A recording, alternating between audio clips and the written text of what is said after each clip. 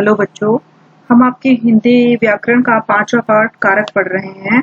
इससे पहले वाले वीडियो में हमने कारक किसे कहते हैं और कारक कितने प्रकार के होते हैं इनके बारे में जाना, और कारक के 3 प्रकारों के बारे में भी हमने जान लिया, जिसमें से कर्ता कारक है, कर्म कारक और करण कारक। ये 3 वो कारक हैं जिनके बारे में हमने पहले वाले वीडियो में समझ लिया है, उदाहरण सहित हमने उनको समझ लिया है। अब इसके आगे के जो कारक बचे हैं, 5 कारक और बचे हैं, संप्रदान कारक, अपादान कारक, संबंध कारक, अधिकरण कारक और संबोधन कारक। उनको हम आज के वीडियो में समझेंगे। संप्रदान कारक क्या होते हैं? ये देखिए बच्चों, जिसके लिए किसी क्रिया को किया जाता है उसे संप्रदान कारक कहते हैं। इसका चिन्ह है के लिए, इसका जो कारक चिन्ह है वो है के लिए। बच्चों, संप्रदान का अर्थ देना होता है। संप्रदान का अर्थ होता है देना। जब वाक्य में किसी को कुछ दिया जाए या किसी के लिए कुछ किया जाए तो वहां पर संप्रदान कारक आता है। ये इसको पहचानने का तरीका बताया है मैंने कि इसका अर्थ देना होता है, और जब वाक्य में किसी के लिए कुछ दिया गया है या किसी के लिए कुछ किया गया है तो हम संप्रदान कारक समझेंगे कि वो संप्रदान कारक है। संप्रदान कारक के विभक्ति चिन्ह के लिए या को भी है। जैसे उदाहरण इसमें आपके बुक में दिया है, मैं अपने भाई के लिए अमरूद लाया। इस वाक्य में लाने की क्रिया भाई के लिए की गई है, अतः भाई संप्रदान कारक है। के लिए, किसके लिए अमरूद लाया? भाई के लिए, तो संप्रदान कारक है भाई। नरेश मीना के लिए फल लाया। नरेश मीना के लिए फल लाया, तो इसमें किसके लिए फल लाया नरेश? मीना के लिए, तो इसमें संप्रदान कारक हो गई मीना। दूसरा उदाहरण है, भोजन के लिए सब्जी लाओ। तो सब्जी किस लिए मंगाई जा रही है? सब्जी भोजन के लिए मंगाई जा रही है, तो यहाँ पे संप्रदान कारक होगा भोजन। दूसरा उदाहरण लेते हैं इसका, माँ मेरे लिए खाना बना रही है। माँ मेरे लिए खाना बना रही है। अब खाना माँ बना रही है, किसके लिए बना रही है? बना रही है मेरे लिए, तो यहाँ पे संप्रदान कारक हो गया मेरे। मेरे लिए खाना बना रही है तो मेरे हो गया संप्रदान कारक। अच्छे से समझ में आया ना बच्चों? अब आगे चलते हैं अपादान कारक पर। बच्चों, जिस वस्तु से किसी वस्तु का अलग होना पाया जाता है उसे अपादान कारक कहते हैं। मतलब कर्ता अपनी क्रिया द्वारा जिससे अलग होता है उसे अपादान कारक कहते हैं। मतलब संज्ञा के जिस रूप से एक वस्तु का दूसरे से अलग होने का पता चलता है वह अपादान कारक कहलाता है। और इसका कारक चिन्ह क्या है? इसका कारक चिन्ह है से। और से किस संदर्भ में लिया जाएगा? अलग होने के संदर्भ में। अलग होने के अर्थ में अगर से आया है शब्द तो वो आएगा अपादान कारक में। अब यहाँ थोड़ा सा आपको कंफ्यूजन हो सकता है। कंफ्यूजन को दूर करने के लिए आपको इसे अच्छे से समझना पड़ेगा। और कंफ्यूजन का कारण क्या होगा? क्योंकि इसका जो कारक चिन्ह है वो है से, और एक और कारक है जिसका कारक चिन्ह भी से है। कौन सा कारक है वो जिसका कारक चिन्ह भी से है? वो है करण कारक।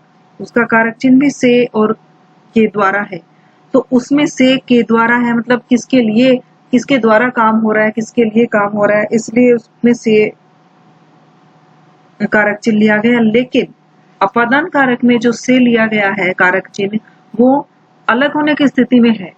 तो जब किसी वस्तु से दूसरी वस्तु अलग होती है, जिस रूप से एक वस्तु का दूसरे वस्तु से अलग होना पाया जाता है, तो अलग होने की कंडीशन में हम उसको पहचानेंगे कि ये अपादान कारक है।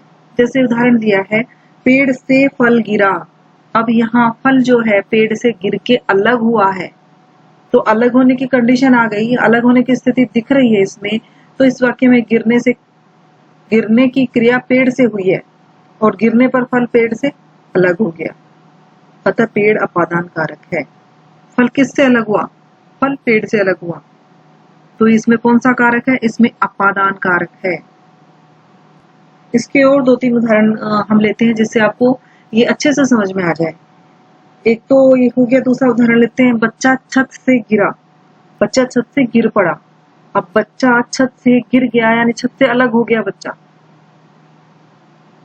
तो इस वाक्य में छत से गिरने से अलग होने का प्रतीत हो रहा है, अपने को अलग होने का प्रकट हो रहा है इससे। अतः छत से गिरना छत से अपादान कारक है, ये अपादान कारक है। क्लियर हुआ बच्चों? एक और उदाहरण देती हूँ आपको समझाने के लिए। संगीता घर से चल पड़ी। संगीता घर से चल पड़ी। अब संगीता घर से चल पड़ी तो घर से अलग हो गई, घर पीछे रह गया, संगीता अलग हो गई, चली गई। तो अलग होने की हर स्थिति में, जिस भी स्थिति से आपको पता चलता है कि अलग होने की स्थिति है, तो वहां अपादान कारक होगा। ये आपको अच्छे से क्लियर हो गया? तो अब चलते हैं, अगला कारक है अपना संबंध कारक। ये इजी है बच्चों, अच्छे से समझ में आएगा ये आपको। दो या दो से अधिक संज्ञा या सर्वनाम शब्दों में संबंध दिखाने के लिए संबंध कारक का प्रयोग होता है। समझ में आया? मतलब वाक्य के जिस पद से किसी वस्तु या व्यक्ति या पदार्थ का दूसरे व्यक्ति, वस्तु या पदार्थ से संबंध का पता चलता हो, हमें संबंध प्रकट होता हो, तो उसको संबंध कारक कहते हैं। जैसे इसको कैसे समझेंगे? पहले तो इसके कारक चिन्ह समझते हैं। इसके कारक चिन्ह है का, के, की, रा, री, रे। और इसका उदाहरण लेते हैं। इसमें दिया गया है बुक में उदाहरण, सुधीर मेरा भाई है। इस वाक्य में सुधीर का मुझसे संबंध दिखाया गया है। इसमें आपको पता चल रहा है ना, संबंध, रिलेशन है, रिश्ता है। सुधीर मेरा भाई है, तो सुधीर का मुझसे संबंध दिखाया गया, अतः मैं और मेरा संबंध कारक है। जब संबंध है, संबंध दिख रहा है, आपको पता चल रहा है संबंध का, तो वो होगा संबंध कारक। जैसे संजू की बहन अंजू है, तो यहाँ संजू की बहन संबंध कारक हो गया। भाई रिश्ता बताया जा रहा है, बहन का रिश्ता है, संबंध बताया जा रहा है, तो ये हो गया संबंध कारक। तो इसकी पहचान हम कैसे करेंगे? इसके चिन्हों से करेंगे।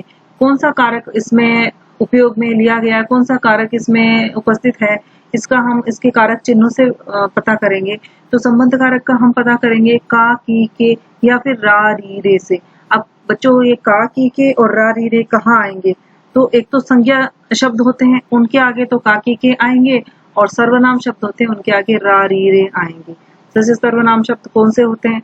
मेरा, तुम, वह, मैं, वह, तुम, वे। तो मेरा, तो ये हो गया मेरा, यहाँ आ गया रा, सर्वनाम शब्द है, और इसके आगे रा आ गया। और जैसे कि दूसरा मैंने आपको उदाहरण दिया था, संजू की बहन अंजू है, तो इसमें संज्ञा नाम है संजू, संजू संज्ञा शब्द है, तो संजू की संज्ञा शब्द के आगे तो का, के, की लगेंगे, और सर्वनाम शब्दों के आगे रा, री, रे लगेंगे। तो संजू की बहन, तो संजू संज्ञा शब्द है, इसके आगे लगा है की। ठीक है, कुल मिला के आपको ये देखना है कि उसमें रिश्ता है क्या, संबंध है क्या, एक वस्तु का, एक वस्तु का या व्यक्ति का दूसरे व्यक्ति या वस्तु से संबंध है क्या, ये हमें देखना है। चलिए आगे बढ़ते हैं। अधिकरण कारक में, अधिकरण कारक वाक्य में शब्द के जिस रूप से क्रिया का आधार ज्ञात होता हो, बेस ऑफ एक्टिविटी वर्ब, क्रिया का आधार का पता चलता हो, अर्थात जिस स्थान पर कोई काम होता है, उसे अधिकरण कारक कहा जाता है। बच्चों, अधिकरण का अर्थ होता है आश्रय, संज्ञा का वह रूप जिससे क्रिया के आधार का बोध हो, उसे अधिकरण कारक कहते हैं। इसमें विभक्ति कौन सी होती है? इसमें विभक्ति में और पर होती है। जैसे भीतर, अंदर, ऊपर, बीच आदि शब्दों का प्रयोग इस कारक में ज्यादातर किया जाता है। अब उदाहरण दिए हैं आपके इसमें, वह कुर्सी पर बैठा है, तो पर आ गया ना, तो इसका कारक चिन्ह आ गया। कारक चिन्ह क्या है इसका? में तथा पर। वह कुर्सी पर बैठा है, इसमें बैठना तो क्रिया है, और बैठा किस पर है? कुर्सी पर, तो अधिकरण कारक है इसमें कुर्सी। उसके एक दो और उदाहरण लेते हैं आपको समझाने के लिए, कि वीर सिपाही युद्ध भूमि में मारा गया, युद्ध भूमि में मारा गया, में इसका अधिकरण कारक का कारक चिन्ह आ गया है में। तो कहाँ मारा गया? क्रिया तो इसमें है कि मारा गया, और कहाँ मारा गया? युद्ध भूमि में, तो इसमें अधिकरण कारक है युद्ध भूमि। और इसके उदाहरण देते हूँ थोड़ा, दो तीन, जिससे आपको अच्छे से समझ में आए। मछली पानी में रहती है, तो इसमें आ गया में, कारक चिन्ह आ गया में। मछली पानी में रहती है, तो में कारक चिन्ह किस के लिए उपयोग में लेंगे हम? अधिकरण कारक के लिए। वह पहाड़ों के बीच में है। बीच में आ गया फिर से, तो ये अधिकरण कारक है। आया समझ में बच्चों? में तथा पर आएंगे तो वो अधिकरण कारक होगा। अब लेते हैं अपना जो बचा है लास्ट आखिरी संबोधन कारक। आखिरी कारक संबोधन कारक। अब ये भी बहुत इजी है बच्चों कि जिस शब्द के द्वारा किसी को पुकारा जाए उसे संबोधन कारक कहते हैं। उसे संबोधन कारक कहते हैं।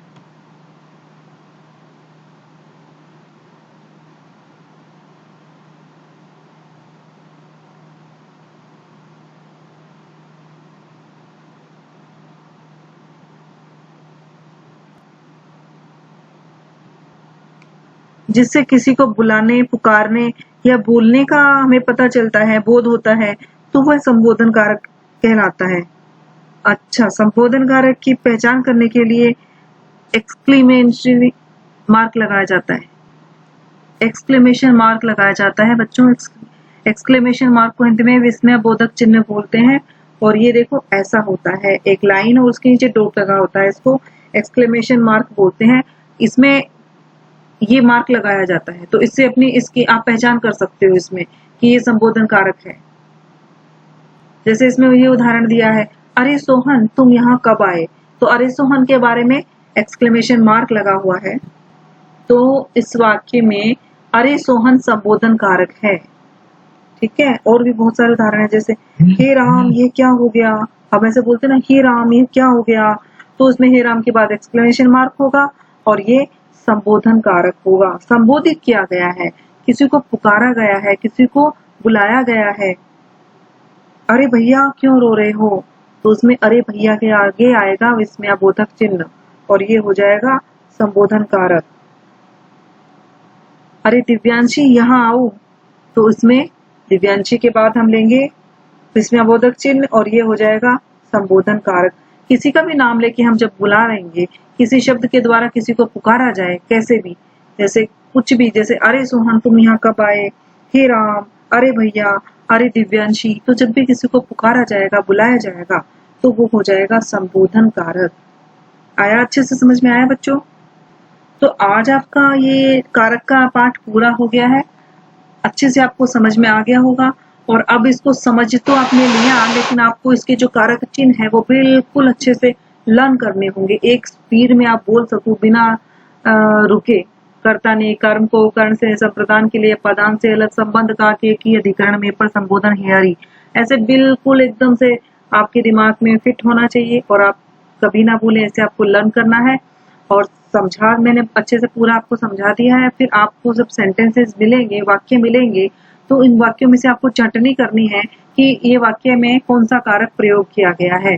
कोई भी आपको वाक्य दिया जाएगा और उससे आपको आपकी वर्कशीट में, आपकी एक्सरसाइज में सेंटेंसेस होंगे, वाक्य होंगे, फिर आपको पहचान करनी है कि कौन सा कारक इसमें आया हुआ है। ठीक है बच्चों, अच्छे से आपने समझा है। धन्यवाद।